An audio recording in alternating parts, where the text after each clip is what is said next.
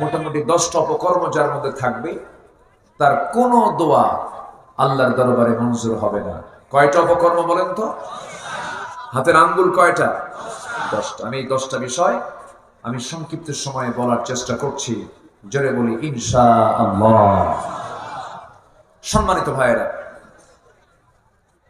সম্মানিত বন্ধুগণ, মহান রব্বুল আলামিন আমাকে আপনাকে নির্দিষ্ট একটা লক্ষ্য নিয়ে একটা লক্ষ্যে দুনিয়াতে পাঠিয়েছেন। সে লক্ষ্যটা হলো আমাকে আপনাকে অন্য কারো গোলামি করা যাবে না। একমাত্র গোলামি আইন মেনে চলতে হবে কার? আসতে বলবে না কার? আল্লাহ। এটা হচ্ছে এই পৃথিবীতে আল্লাহ পাক যে আমাকে পাঠিয়েছেন এই লক্ষ্যে পাঠিয়েছেন। যে লক্ষ্যে পাঠানো হলো সেই লক্ষ্য যদি পূরণ না হয় আল্লাহ আমাকে ছাড়বেন? আসতে বলছেন আল্লাহ আমাকে ছাড়বেন? ছাড়বেন না। আপনি একটা কিষান নিয়েছেন, এই জমিটা তুমি আমাকে খনন করে পুকুর করে দাও। তো কিষান 20 জন নিয়েছেন, কিন্তু সেই কিষান আপনার জমির মাটি না কেটে অন্যের জমির মাটি কাটলো। পরিশ্রম ঠিকই করলো, কিন্তু আপনি কি তার পাওনা দিবেন? আজ থেকে পাওনা দিবেন? কেন দিবেন না? আপনার জমির মাটি না কেটে অন্যের জমির সে মাটি কেটেছে। ঠিক তেমনি আল্লাহ আমাকে পাঠালেন দুনিয়াতে তার আইন মানার জন্য। আপনি তার আইন না মেনে আপনি আরেকজনের আইন মানলেন, আপনি কি পুরস্কার পাবেন? পাওয়া যাবে না। আমি যার গোলাম আমার তারই গোলামি করতে হবে। এই 16 বছর সরকারের গোলামি করেছে কিছু 5-8 গোলাম গুলো, ঠিক কিনা?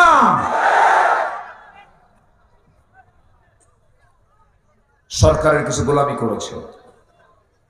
আমাকে 2018 সালে নির্বাচনের আগ দিয়ে হঠাৎ করে আমার বাড়ি ঘেরাও দেওয়া হলো। আমাকে ধরা হলো, ধরে থানায় নিয়ে যাওয়া হলো। থানায় ওসি সাহেব আমাকে দেখে কাঁদে। বললাম, ওসি সাহেব কাঁদেন কেন? হুজুর, আমি আপনার খুব ভক্ত, আপনার ওয়াজ শুনি, আপনার ফ্যামিলি, আমার ফ্যামিলি আপনার খুব ভক্ত। তো ভক্ত যেহেতু, তো ধরলেন কেন? হুজুর, উপায় নেই, চাকরি চলে যাবে, চাকরি বাঁচান তো জরুরি, চাকরি তো রক্ষা করতে হবে, চাকরি বাঁচান তো ফরজ, আমার ফতুয়া দিও। তাই বললাম, চাকরি বাঁচান যদি ফরজ হয়, ইমান বাঁচান তো নফল। তারপরে বললো, হুজুর একটু যান, নির্বাচন পর্যন্ত জেলখানায় থাকেন, নির্বাচনটা হয়ে যাক, মরা মানুষ ভোট দিয়ে যাবে, তো মরা মানুষ ভোট দিয়ে যাবে, বুঝেন না? ঢুকালো জেলখানায়, ঢুকলাম। তো ঢুকে আমি যখন মূল গেট দিয়ে ঢুকতেছে, তখন এক মুরব্বী, অনেক বয়স্ক, 85 বছর বয়স, উনি আমাকে দেখে একটা লম্বা সালাম দিয়ে বলে, হুজুর আপনি জেলখানায়? খুব খুশি হয়েছি। তো বললাম, জেলখানায় ঢুকলে কেউ খুশি হয়? বলতেছে, হুজুর ওয়াজ শুনতে যাই, অনেক দূর থেকে দেখি, খুব শখ হয় মুসাফা করব, একটু আলিঙ্গন করব, একটু সুখ দেখে গল্প করব, তা তো পারি না। খুব ভালো হয়েছে হুজুর, থাকেন। দেখছেন? তো আমি বললাম, তো আপনি এখানে কেন? আপনার বয়স তো 85 বছর, নাতির সঙ্গে সময় দেওয়ার কথা, অবসর জীবনে যাওয়ার কথা। বলে, হুজুর কি বলেন, আমি তো বোমা হামলা করছি। কিভাবে? কে মামলা দিছে বোমা হামলা? বলেন তো হুজুর, এই 85 বছর বয়সে এই বুড়া হাতে বোমা মারতে গিয়ে কার মাথায় পড়তে পারে? এরা মামলার আসামির কথা পূরণ করার জন্য রাস্তার ফকিররে ধরে নিয়ে মামলা দিয়েছে। কি করে নাই তারা? কিন্তু শেষ কথা হলো, জুলুম করবে যে বিপদে পড়বে সে, এটাই হলো শেষ কথা। জুলুম করবে যে বিপদে পড়বে সে। এখন কি শুধু বিপদে? হ্যাঁ, ফেরেশতাগুলো কই? কোন ফেরেশতা নাই, সব চতুর্থ আসমান, কেউ নাই। এখানকার স্থানীয় এমপি মহোদয় আমাকে ফোন দিয়ে বলে, আপনি পাবনায় ঢুকবেন না, এটা আমার চিন্তা করা যায়? জমিন কোন ব্যক্তির হতে পারে? বলে এটা আমার অঞ্চল, ঢুকতে পারবেন না। যখন বলেছিল রাজাকারের নাতিপুতিরা চাকরি পাবে, এগুলো অহংকারের কথা। অহংকার যখন কারোর মধ্যে ঢুকে যায়, পতন তার অপরিহার্য হয়ে পড়ে। পতন হয়নি? পতন হয়নি? হয়েছে। অহংকার করা যাবে না। সাইয়েদনা ওমর ফারুক রাদিয়াল্লাহু তাআলা আনহু একটা দুইটা রাষ্ট্র না, 40টা রাষ্ট্রের তিনি রাষ্ট্রপ্রধান ছিলেন। কয়টা? এখন প্রেজেন্ট ওয়ার্ল্ডে তার এরিয়া হয়ে গেছে 40টা রাষ্ট্র। এই 40 রাষ্ট্রের রাষ্ট্রপ্রধান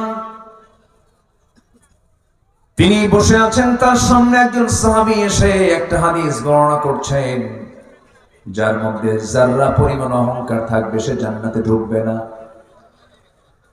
এই হাদিস যখন তার কানে যখন সুন্দর করে যখন ওই সাহাবী শুনিয়ে দিলেন, সাইয়েদনা ওমর ফারুক চট করে তিনি মাটিতে পড়ে লুটে লুটে কাঁদতেছেন, শিশুর মতো কান্নায় ভেঙে পড়লেন। গোটা শরীর তার দুর্ধুলায় মলিন হয়ে গেল। বলা হলো, ওমর এমন করে কান্দো কেন? তিনি বলছেন, আমি একজন রাষ্ট্রপ্রধান, অর্ধ দুনিয়া আমি চালাই। মাঝে মাঝে আমাকে যখন কেউ শাসক বলে ডাকে, খলিফা বলে যখন ডাকে, তখন মনে হয় আমি একজন খলিফা, কিন্তু আমার মন বলছে, আমার মনে হয় ভিতরে অহংকার আমার ঢুকে গেছে।